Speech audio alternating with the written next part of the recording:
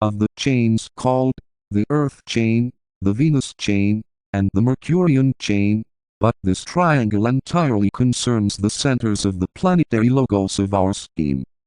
A systemic formation of great importance in the next round should be pointed out, which will bring three schemes. The Earth scheme, Mars, Mercury, into such a position in relation to each other that the following results will eventuate. 1. A systemic triangle will be formed. 2.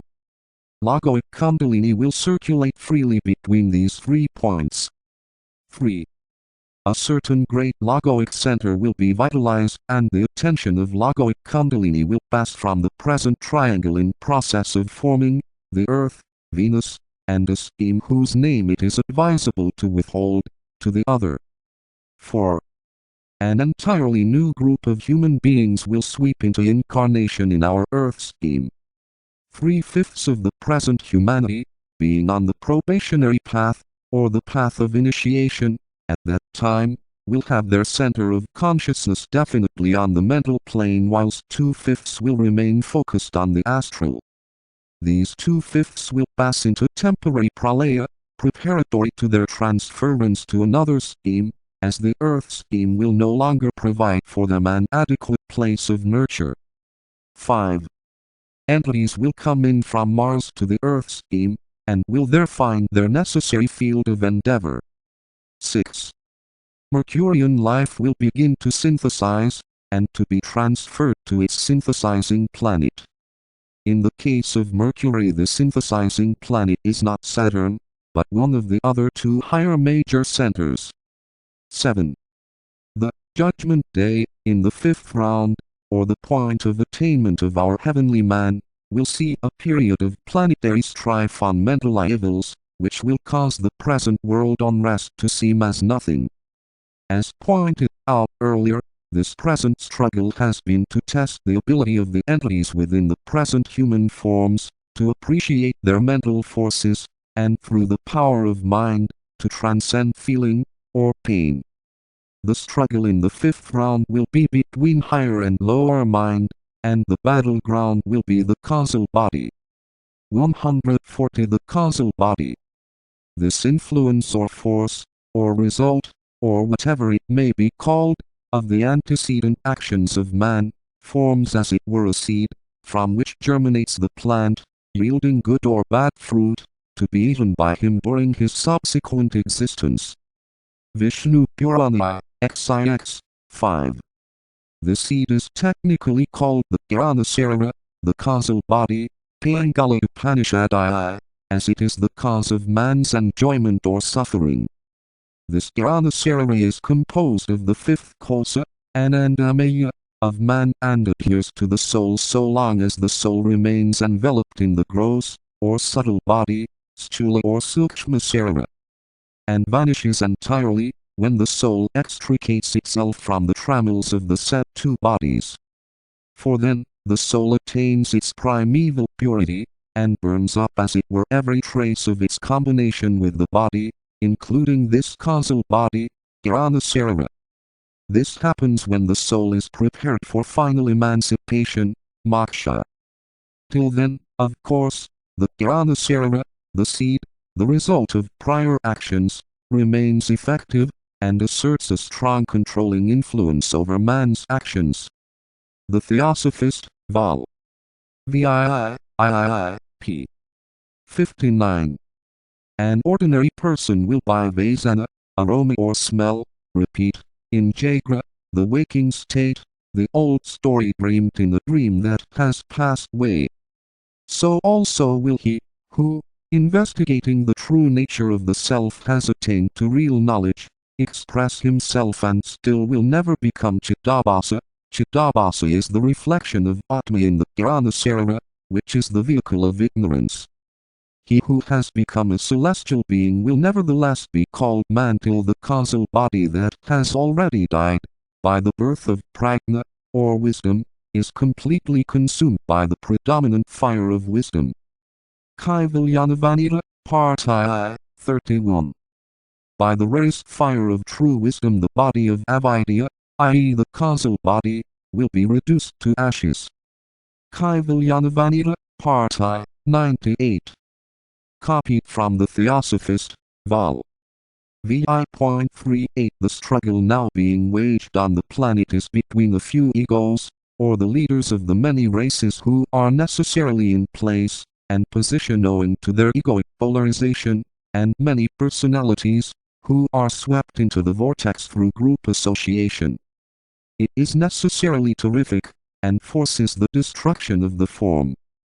The struggle in the fifth round, being on mental levels, will be between egos and egoic groups, each working consciously, and with intellectual application, to bring about certain group results.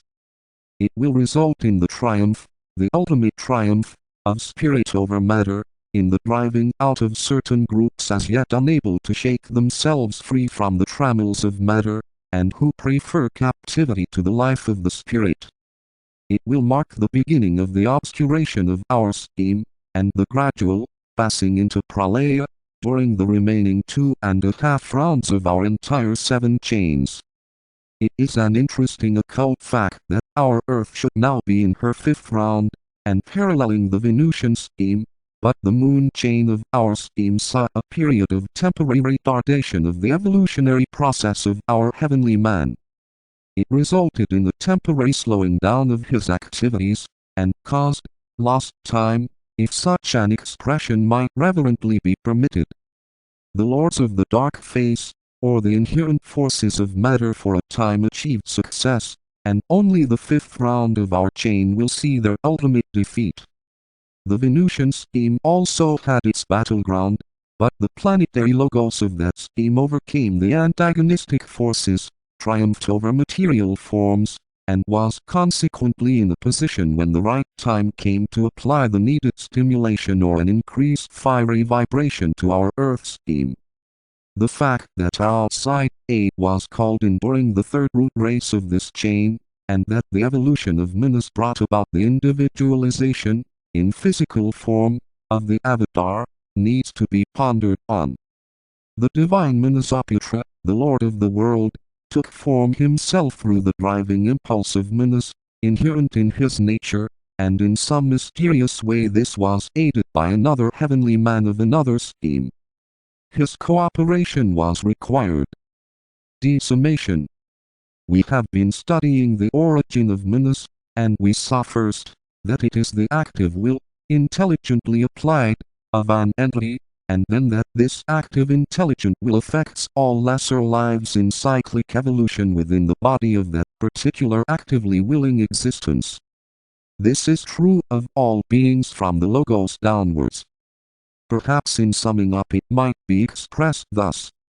The originating source of Manasic activity in the solar system is that great cosmic entity who embodies our solar logos as a center in his body along with 6 other solar logoi, who are, in their totality, his 7 centers.